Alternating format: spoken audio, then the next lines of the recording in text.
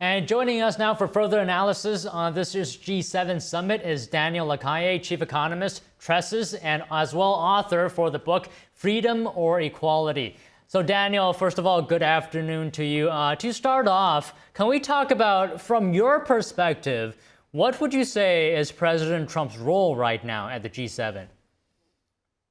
Thank you very much. I think that the main role of President Trump right now is to get the trading partners to achieve positive trade negotiations and to start really delivering on the promise of supporting free trade, free enterprise, and freedom for individuals. I think that it's very, very important to see a drastic change in the G7 that has gradually moved to a very interventionist, almost neo-Keynesian type of strategy, trying to probably because of fear, sometimes because of, trying to accommodate to the narrative of activists to disseminate the very wrong ideas of socialism. So I think that what's most important here is to bring back the G7 to defend free markets, free enterprise, and individual freedom, and to abandon wokeism.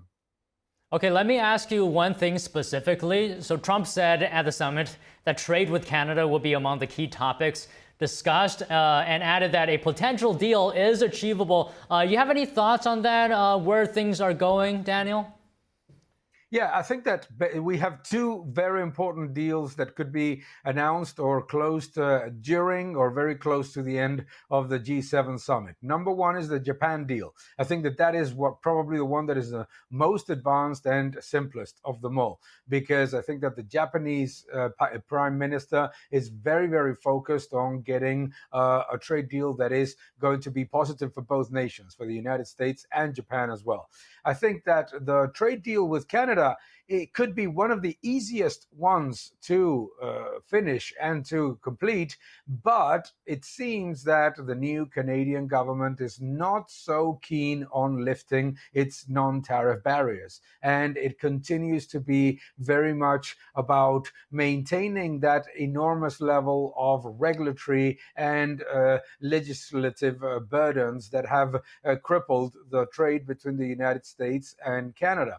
So I think that that is likely to be a little bit more difficult. And we have just heard, anyhow, some positive, and I think that certainly, I would say, encouraging words from both President Trump and Prime Minister Carney about the likelihood of reaching an agreement. I think it would be very simple if Canada only adhered to the idea of lifting its non-tariff barriers. I think it's going to be a little bit more complicated if they continue to be stubbornly focused on maintaining their regulatory burdens and their enormous so-called environmental burdens.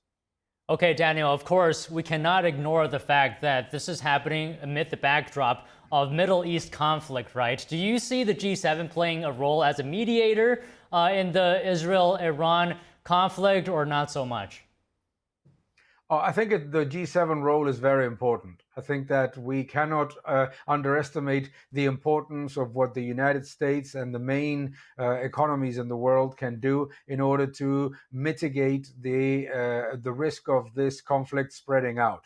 I think that it's also very significant what we just heard from President Trump about reaching out to China and to Russia, because there's no solution to the Iran-Israel conflict if China and Russia don't stop the Iranian regime from continuing to develop its policy and its strategy of expanding and obliterating, annihilating, as they say, Israel. So I think that the G7 role is very important. It needs to be decisive, it needs to be proactive, and it needs to be about bringing Iran to a solution that eliminates the risk of a nuclear war, and certainly of the use of its nuclear program for military purposes. Okay, another elephant in the room, in my opinion, is that Trump has increased tariffs on some of the G7 partners. Do you think Yeah. that's going to play into the dynamics of the meeting? Is there going to be tensions because of that? Of course, there will be tensions, but there's one thing that we know so far is that none of the trading partners of the United States in the G7 have denied their enormous non-tariff barriers and have denied the calculation that the Trump administration made about the cost of tariffs, no, of the reciprocal tariffs. Therefore, I think that there's plenty of room for negotiation. I think it will be very positive to see Japan reaching a trade deal with the United States, and I think it will be very positive as well if Canada reaches at least a principle of agreement. So yes, I think it will be something that will be discussed, and something that will be discussed quite openly, and with obviously different positions. But I think that what's most important about it is that the G7 summit ends with a clear commitment to defending economic freedom, free trade, and free enterprise. If those three things are clear commitments for the G7, the United States will also reach positive agreements with all of those nations.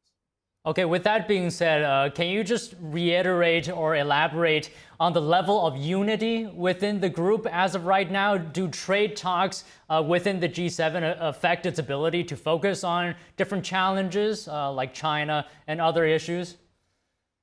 I think that there is a significant difference between the United States, the UK, and other G7 partners about the position relative to China. I think that it's very evident that the United States sees the risk of Chinese government that is closing the economy, but is also advancing in a more interventionist policy and strategy, particularly also with the rest of the world, relative to, for example, the European G7 members that have a more, let's say, benign view about the position with China. So I think that trade differences are likely to be a very significant part, but also the approach to negotiating and to reaching cooperation with China is likely to be an element of at least disagreement. But I believe that we will finish the summit with positive results. I think that the way that things are developing and the headlines that we're getting are actually a lot more, I would say, encouraging than one would have imagined only a month ago. All right, then let's end on this positive note. Thank you very much, Daniel, again for coming on today. Thank you very much, Don. Thank you for watching this video. Please subscribe to my channel, like my videos, leave your comments below, and keep defending freedom. Thank you very much.